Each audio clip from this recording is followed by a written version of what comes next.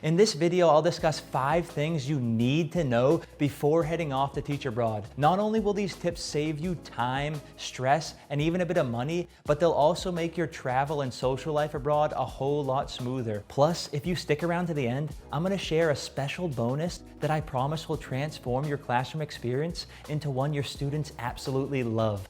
Let's get into it. And of course, the number one thing we should start with is safety first. Back in 2014, when I landed in China for my first teaching job, I wish someone had warned me about the common tourist scams I'd encounter. Fresh off the plane, jet lagged and clueless, I got into what I thought was a regular taxi.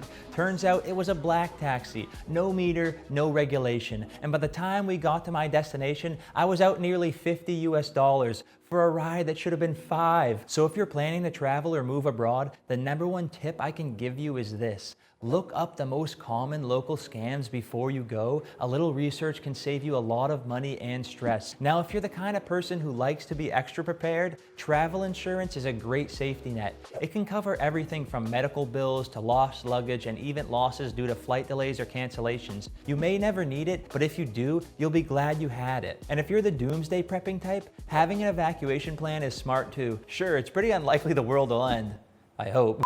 But if you're ever feeling unsafe or in danger, it's a good idea to know where your local embassy is. Just keep some emergency cash at home and don't forget your passport if the apocalypse does happen. Preparing for the worst may not be necessary, but the number 2 item on this list is definitely something everyone needs to know: how to get off to a good start. When you start a new teaching job abroad, you're usually assigned a point of contact at the school, someone to help you get settled. If it's not obvious who your contact is, don't wait. Ask who to go to if you need help or have any issues. Once you know who your contact is, there are a few things you should ask for right away. Have them write down in the local language the name and address of your school, your home address if it's different, the nearest supermarket, the nearest shopping mall or center, and any other places you might go often, like a gym, favorite cafe, or good restaurant. Why? Because if you're taking taxis and don't speak the language, being able to show a written address can save you a ton of stress. It's a small thing that makes a huge difference. You can also ask your contact to help you figure out local bus routes, but if you ever get lost or stuck, knowing you can hop in a cab and get home with a simple note is a lifesaver. Your point of contact is usually the one expected to help you with all the basics, like opening a bank account and setting up internet at home. So while it's not required, bringing a small gift, something thoughtful, possibly even from your home country, is a great way to start things off on the right foot. It shows appreciation and makes you someone they are glad to help, not a burden.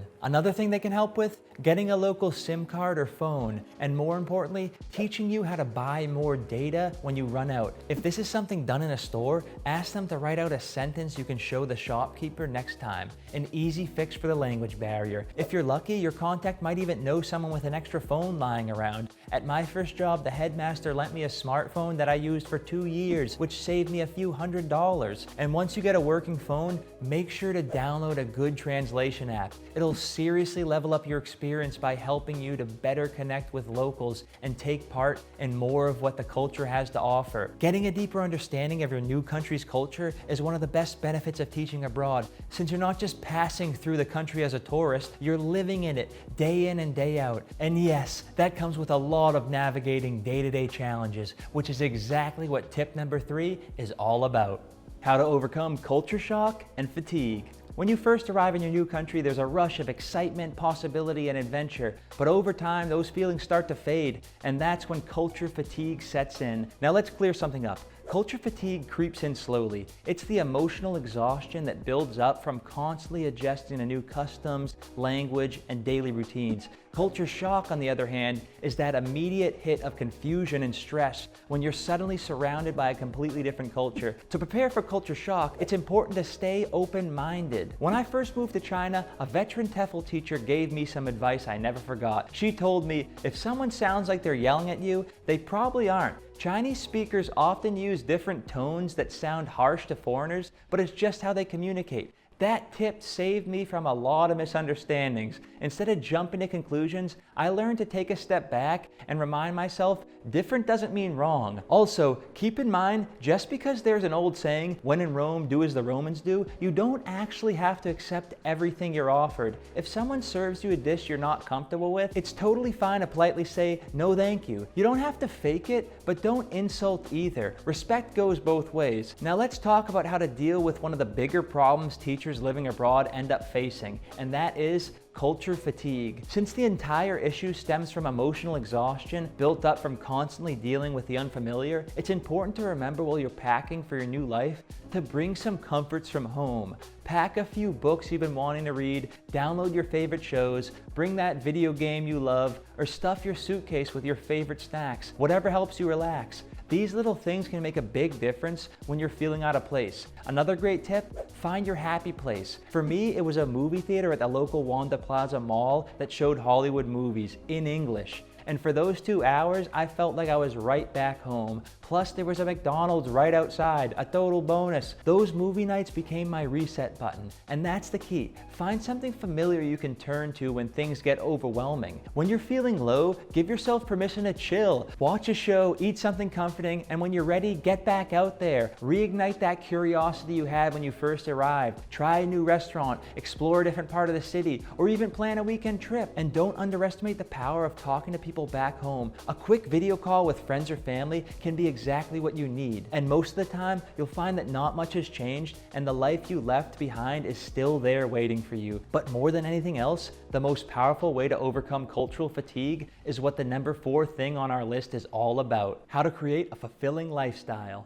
In the beginning, one of the best things I did to stay sane while enjoying life abroad was building a social circle, especially with other expats. It's incredibly easy to make friends with other foreigners while living abroad because we're all living these unfamiliar lives. So anyone familiar to us is a welcome sight, an opportunity to swap crazy stories, laugh about culture shock, or just hang out and relax. So step 1, find out where the other foreigners hang out. Ask around if there's a local bar or cafe where they tend to gather. Just like all the other places we've talked about, get the address written down in the local language so you can get there easily by taxi or bus when the weekend hits and you want to blow off some steam. Beyond the social scene, building routines was a huge part of keeping myself grounded. My main teaching job was Monday to Friday, but on nights and weekends, I picked up some part-time work at training centers and tutoring gigs, and surprisingly, I sometimes made almost my entire monthly salary in just one weekend. So if you're looking to earn extra cash and stay busy, side work can be a great option.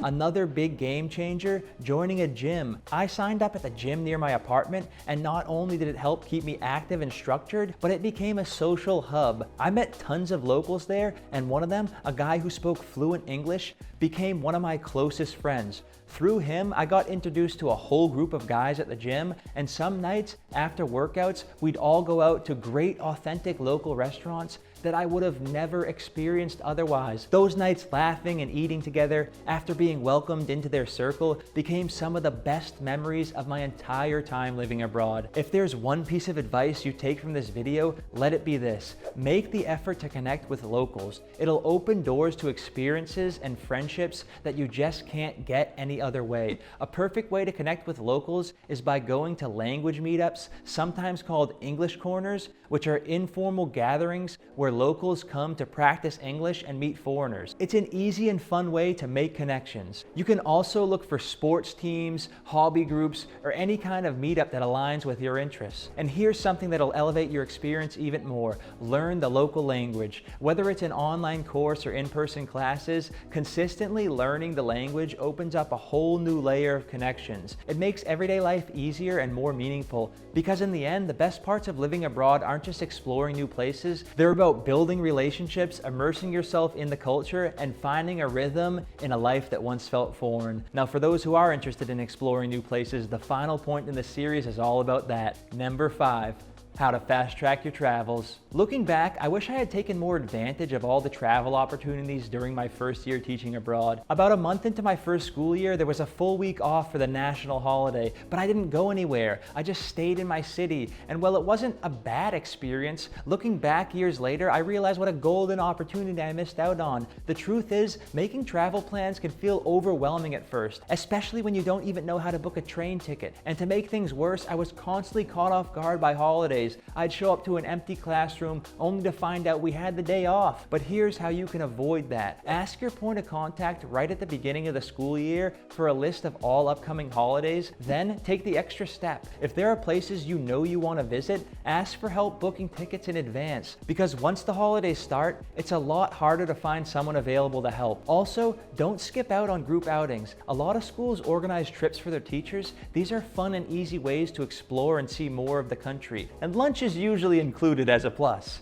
Now, if you're planning to travel during longer breaks, be sure to track your spending and set a travel budget. Flights can add up quickly, so plan your destinations ahead of time and figure out how much you'll need to save. And another pro tip, if you're new to international travel, staying in hostels is a great way to keep your travel costs low. They're cheaper than hotels and make meeting other travelers incredibly easy. Honestly, some of my best adventures abroad started with random hostel chats that turned into nights out with new friends. But before you set out for destinations far and wide, there's one more thing you definitely should have: a travel folder with all your important documents. This should include immunization records, extra passport photos, especially since many countries require them for visas, receipts and ticket stubs in case you need to show proof of entry or exit dates, and to keep your options open, copies of everything you submitted to apply for your teaching job, like your birth certificate and student transcripts, because having all this with you while you're living abroad can save you a ton of hassle if you decide to apply to a new school or teach in a new country after your first year. But by far the most important thing to include in your travel folder is a photocopy of your passport's information page and visa page. While a copy isn't officially valid for travel, if your passport ever does get lost or stolen, having a copy can be an absolute lifesaver when proving your identity or getting a replacement.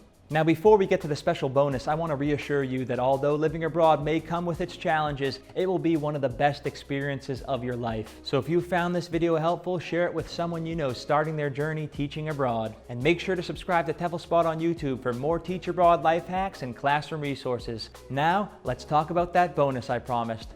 I want to give you something that completely transformed my classroom while teaching abroad. A lesson plan I call the Ultimate Bingo Class. This special bonus has saved me from countless hours constantly lesson planning and given me more time back to actually enjoy living abroad instead of constantly preparing for class. It's a fully built out, ready to go lesson plan that teaches one of America's favorite games, bingo, while reinforcing functional English. Inside, you'll get a ready to use PowerPoint, a teacher's guide for smooth gameplay, step-by-step instructions for students to create their own bingo cards, and language development around directions, ordinal numbers, and more. I've used this lesson in countless classes and nothing gets students more excited and engaged. Better yet, it's fully adjustable to fit any language level, so it's been incredibly effective in every classroom I've taught. From beginners to advanced learners, it's the perfect lesson for any English teacher looking to create a dynamic, unforgettable class experience. Grab it for free at the link down below in the description, teflspot.com/bingo. And while you're there, be sure to explore everything TEFLspot has to offer, from free teaching resources and complete ready-to-use lessons to more insider tips that will make your life teaching abroad smoother, easier, and more enjoyable. I'm excited for you. You've got what it takes, and TEFLspot's in your corner, so you're never teaching alone.